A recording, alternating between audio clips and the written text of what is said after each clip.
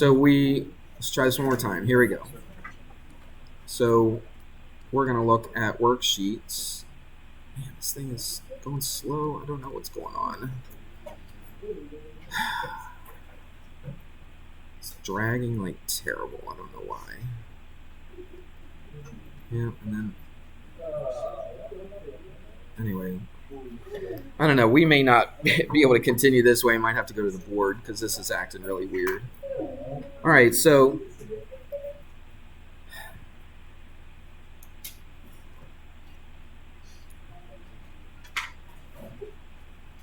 the first worksheet 11, was called radical equations. Radical meaning basically square roots. Okay, that's the only radicals we're doing. Yep, that's all they're doing is square roots. So we're doing equations, radical equations.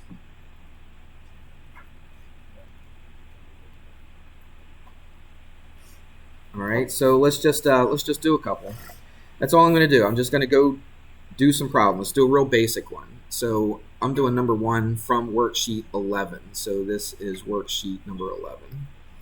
All right, so I'm just going to pick a few.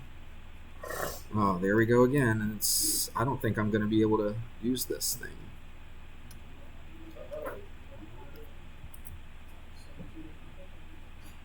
I don't know. It's acting really strange. I charged it up and it should be working. I don't know why. It was doing this first period too. So anyway, let's keep trying until it absolutely won't work. All right, so here we go. We're going to solve for x right here. So there's a square root of x. I'm just going to go kind of quick. And you can go back and watch the other lessons if you want to see them. So I'm going to square both sides to get rid of that square root. So if I square both sides, that square gets rid of that square root. So I've got x equals 10 squared, which is 100, and that's the answer. That'd be nice if that was on the test, wouldn't it? All right, let's take one that looks a little bit crazier. 10 equals square root of m over 10. All right, so what in the world are we supposed to do here? Again, we're solving for something. We're solving for m in this situation. So what's the thing that you don't like about this problem? The square root. Square root. So let's get rid of the square root, just like we did here. So really, it's not much different than this. The first step is exactly the same. So we want to get rid of the square root. So how do we get rid of a square root? We square it. Well, if you do that to one side, you do it to the other side. Look, this is 100 as well, just like the other problem was. But what are we left with here? That and that cancel each other out, and I'm left with what? M over 10. But that's not that hard. How do I get m by itself? I want to get rid of that 10. That's right. So you multiply both sides by 10. And then you multiply this by 10. Do we need a calculator for this? No. No is the answer. So there you go. So m is 1,000, just like that. That's pretty easy. It looked kind of complicated at first, didn't it? Yeah. But to get rid of the square root, how do we get rid of a square root? We square it. All right, let's find one a little more complicated. My goodness, those were too easy, weren't they? Let's do number 6, and then we'll do something a little bit more involved. So number 6 is 5 equals... For some reason, this thing is not getting good connection, and I don't understand why. There we go. I don't know what's going on with this.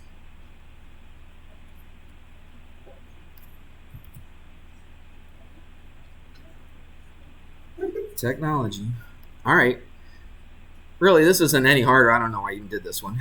But let's do it anyway. We got it written down. So what do? Let's get rid of the square root. So we square both sides, if this thing would write.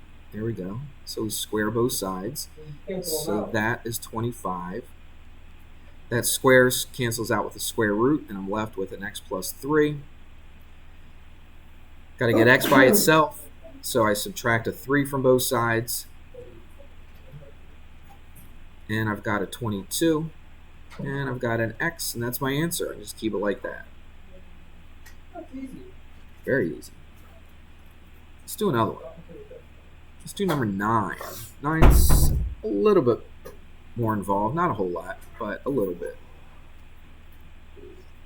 Plus square root 5a minus 5. That equals -3. All right, here we go. Now, so far in the first 3 problems that we've done, the very first step was to square both sides. This one you don't. That's right. On this one, we are not going to square both sides. Nisi, what am I going to do? That's what I would do. I'd get rid of what's being added or subtracted first, okay? So you get rid of this 8, this -8 first. It's a -8, so how do I get rid of a -8? I add an 8.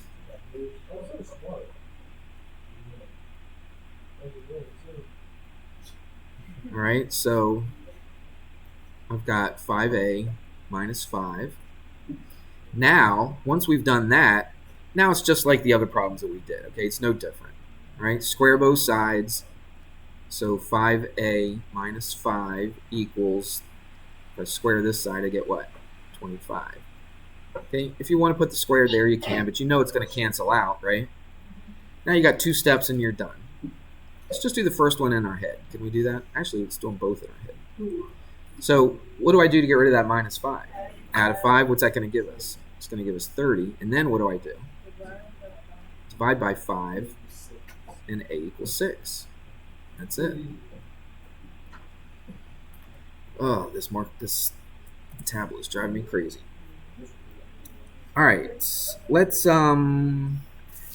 flip to the second page of that worksheet, see if there's anything harder than that.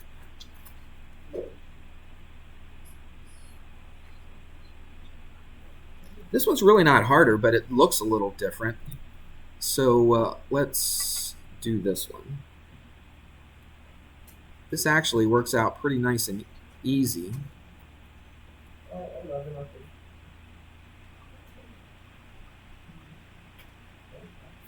All right, so here we go. We're trying to solve for n. So what do you think? Square both sides, that's right. That seems like a common theme here, doesn't it?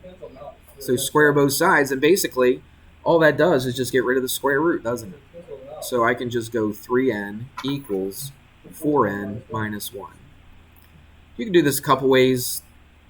I would subtract a 3n and then add a 1. Okay, so that cancels, so I got a 1. Right, just so it stays positive. You could have subtracted a 4n and got a -1n. That'd been fine. But anyway, it'd be the same answer. That's why it would be fine.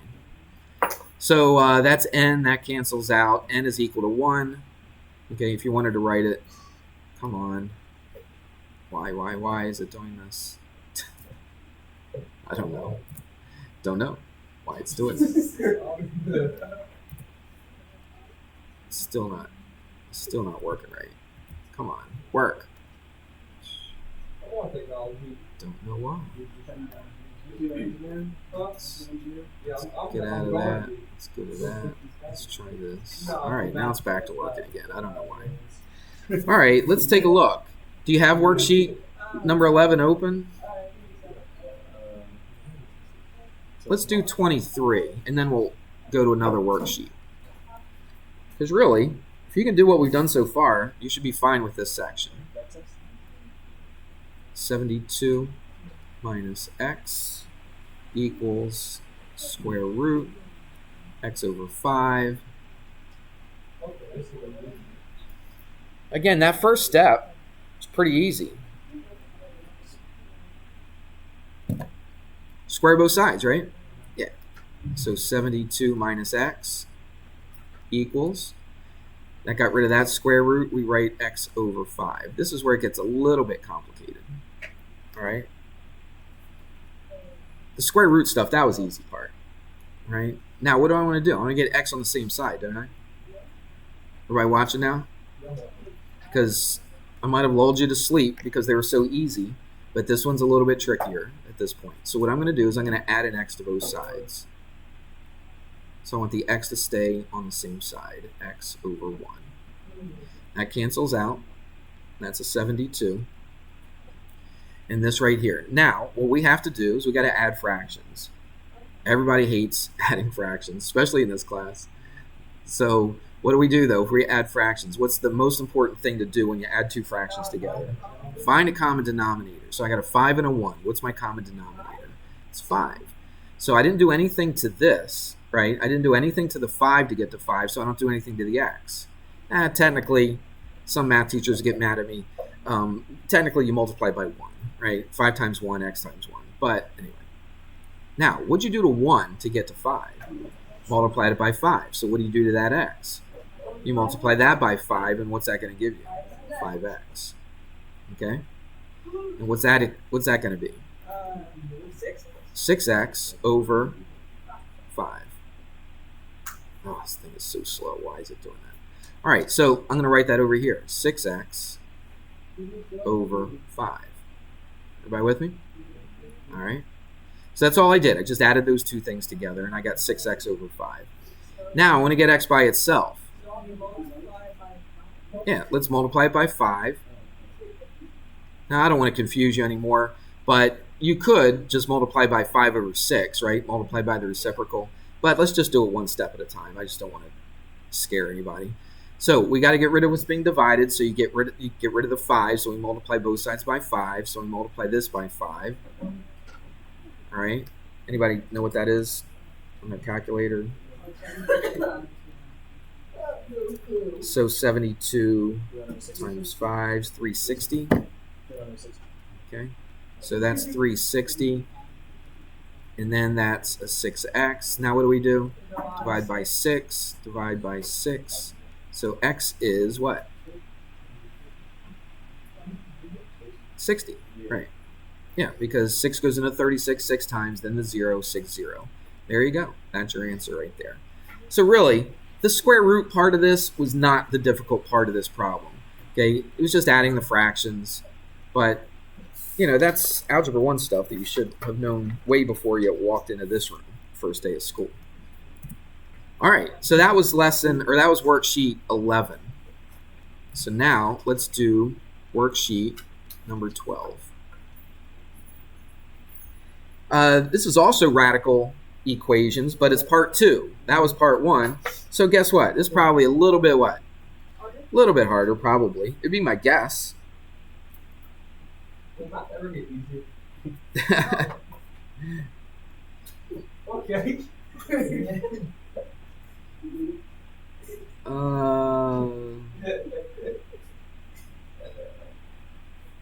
Let's just start with number 1. Good place to start. So 110 minus n, and that equals n. All right, here we go.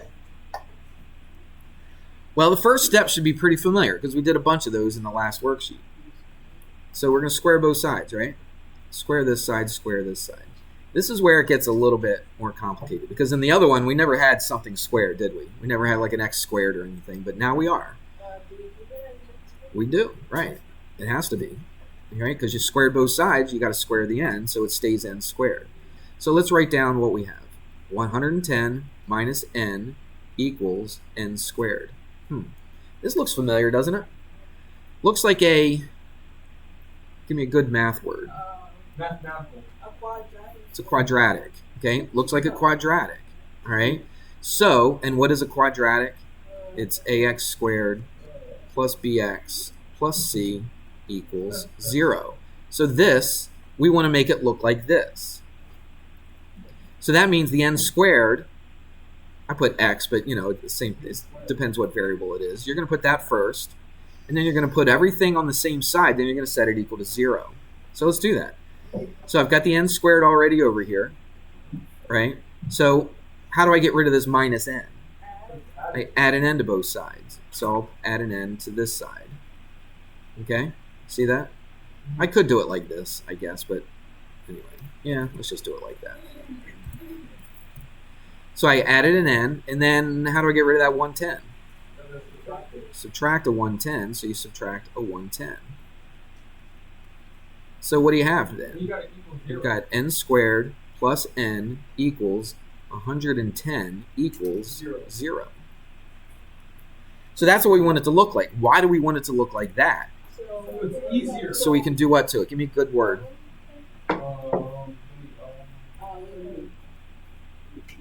Quadratic formula, right? You could put it in the quadratic. You could put it in the quadratic formula, I guess. But I'd probably factor this, wouldn't you? I can do that.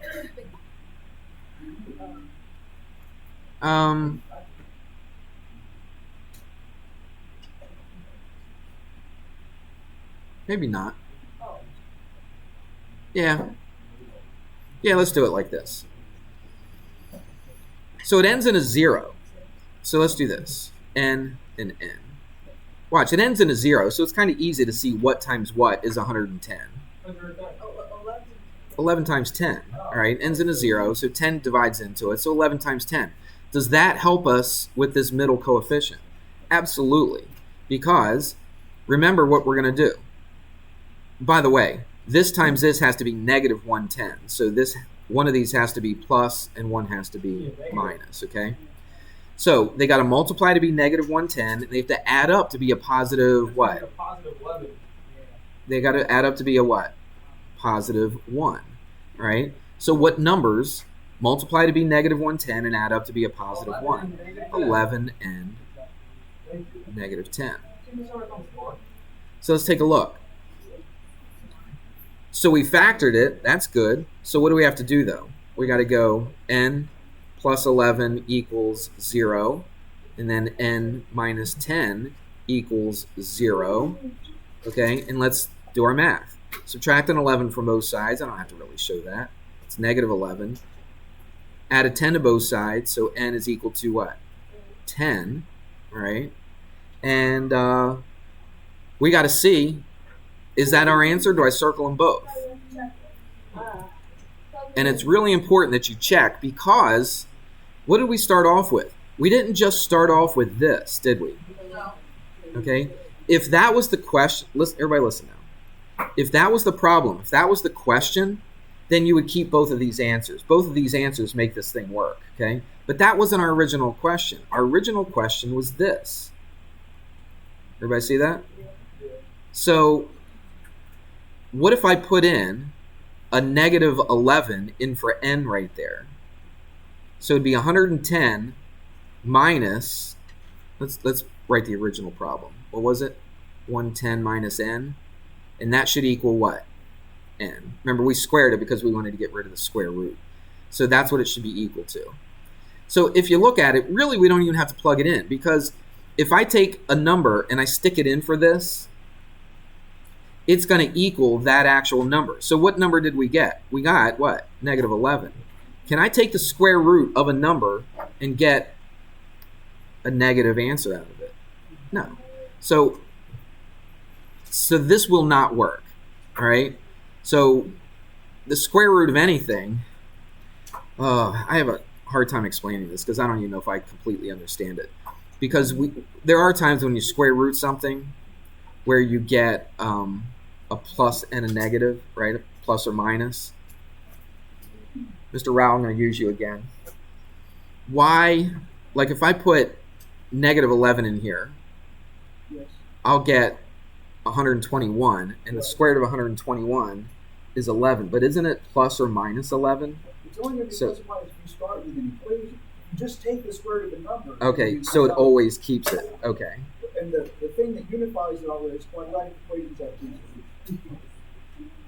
If you So it start didn't, with an right. equation, then Like you right have- here, we started with an equation. We got two answers, and they're both fine. But Yes. Yes. But wouldn't this still be considered an equation, though? Well, sometimes you get things called extraneous Right. solutions. Because it didn't originally start as an equation, a quadratic equation. You Right. turned this into a quadratic equation. Right. So that's the tricky part. When you start with a non-quadratic, you make it a quadratic, then you may end Right. up with. the So when you have a extraneous situation where you just have the square root of something and you plug it back in, you have to get the positive version of it. That's called Okay. the standard. Okay. So like if I did this, 121, Yeah, you I got say one that number. doesn't That's equal. right. Okay. All right. Everybody hear that? All right. So if I put a negative 11 in for this, I get I get the square root of 121. So the square root of 121 is just 11. It's not negative 11. All right. So this, like he said, is an extraneous solution. And if you look at the instructions to this problem, it says remember to check for what? Extraneous solutions, right? Okay, so we checked it, all right? And they give you a big hint. Now, does 10 work? Yeah, because 110 minus 10, it'd be nice if I had everybody's attention. It'd be really nice. Because I'm trying to help you on your very last test of your very last high school math class. And I still have people turn around talking and not paying attention. Let's try it again. 110 minus 10 is 100. The square root of 100 is what? 10, positive 10. So does this work? Absolutely, it does work. Okay? So that's what you need to do with those. All right, let's do one more. We won't do a whole bunch of these because they're all kind of the same. I'll flip to the second page. Let's do one where you get two answers, okay? When you actually do get two answers. So number 20, you actually get two answers for this.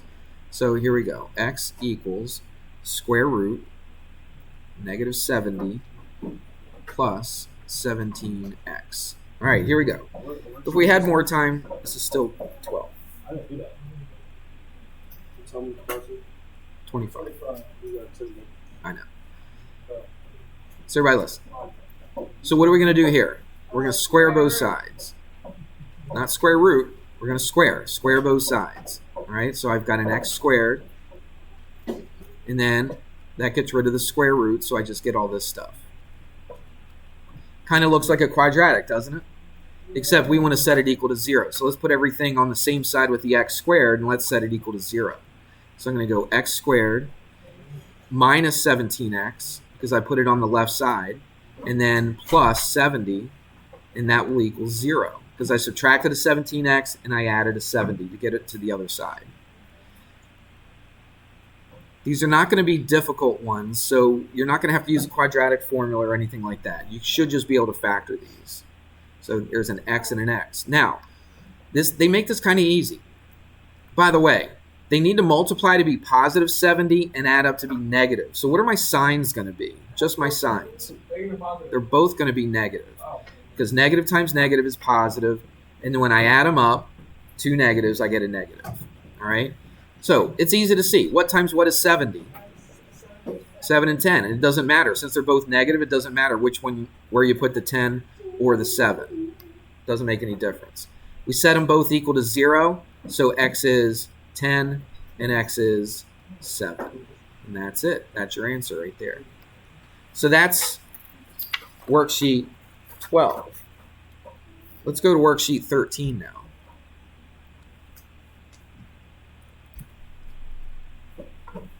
And if you watch these videos, remember when I did these worksheets, all my examples were problems right from the worksheets. Remember that?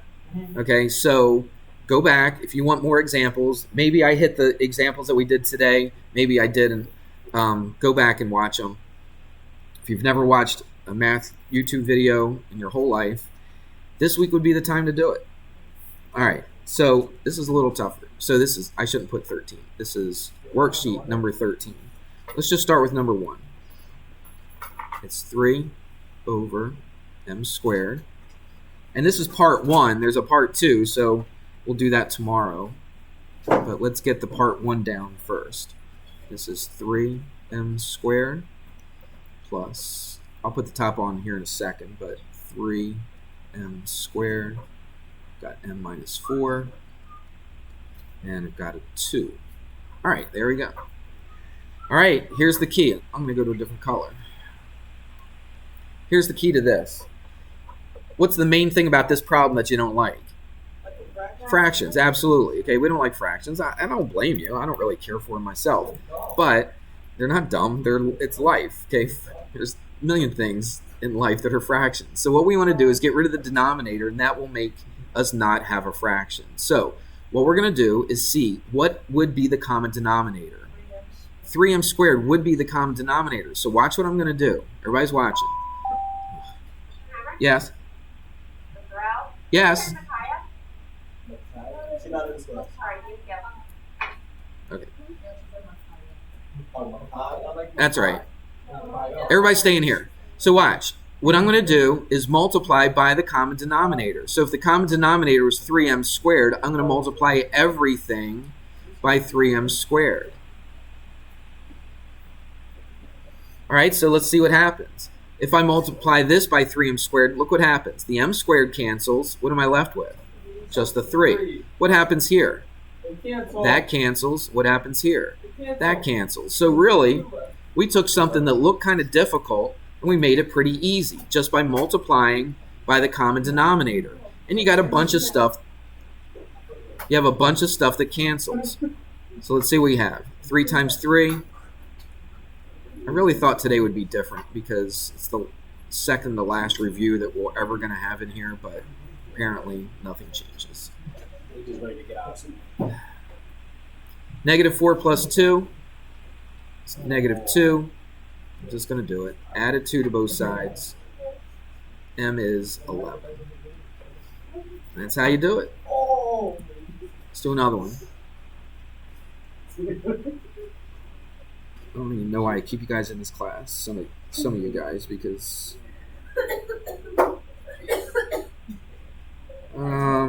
try to find one that looks a little more complicated. Oh, there's some on the second page for sure. Let's do number 11. Yeah. You got 5 minutes. Can you wait? This is your next to last review for a math test. You can't wait? I think you'll understand.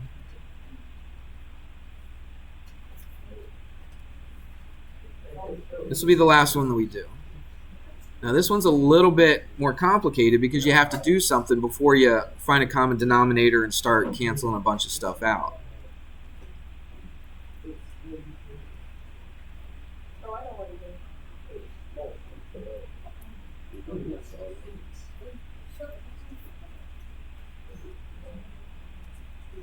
All right, there we go. There's the problem. I'm not going to really talk about it much because we don't have much time left. So what I'm going to do is I'm going to factor, because that looks like a quadratic, doesn't it? Yeah. So I'm going to leave that the way it is. And then this, it's the same exact thing as the first one. But let's factor it. It's pretty easy. I've got B and B. They multiply to be positive, but they add up to be negative. So they're both going to be negative. What multiplies to be 10 and adds up to be 7? 5 and 2. Doesn't get a whole lot easier factoring than that. Everybody should be able to do this at this point. All right, so now what we're going to do, let's go back to the yellow. So now what we're going to do is look at it and find a common denominator. I got B minus 5, B minus 2. I got a B minus 5, B minus 2 over here, and I just have a B minus 2 here. But what would the common denominator be, the least common multiple? It would be B minus 5 times B minus 2. So I'm going to write B minus 5, B minus 2 right here, B minus 5 times B minus 2 right here, and then same thing, B minus 5, B minus 2. Look what happens when I do that. This will cancel, this will cancel. This B minus 2 will cancel. I'm still left with that B minus 5 on the top. Then both of these will cancel with both of these. So watch what happens. Look, everything cancels, so what am I left with right here? Just a 1. Now, only the B minus 2 canceled, so what am I left with? Just the B minus 5 times 1, which is just B minus 5. Equals. Everything canceled here, I'm just left with a 2. Look, I took something that looked really complicated, I factored it, multiplied it by the least common multiple, or the common denominator, canceled stuff out, and I'm left with something fairly easy. Let's do this. What's 1 minus 5? Minus 4. Add a 4 to both sides. What do you get? 6. There it is. That's all there is to it. Doesn't really get... I'm looking at the problems on that worksheet. They really aren't a whole lot different than that problem right there. All right, so there's your review for 11 worksheets 11 to 13. Tomorrow we'll do 14, 15, and 16, and then we'll take the test on Wednesday.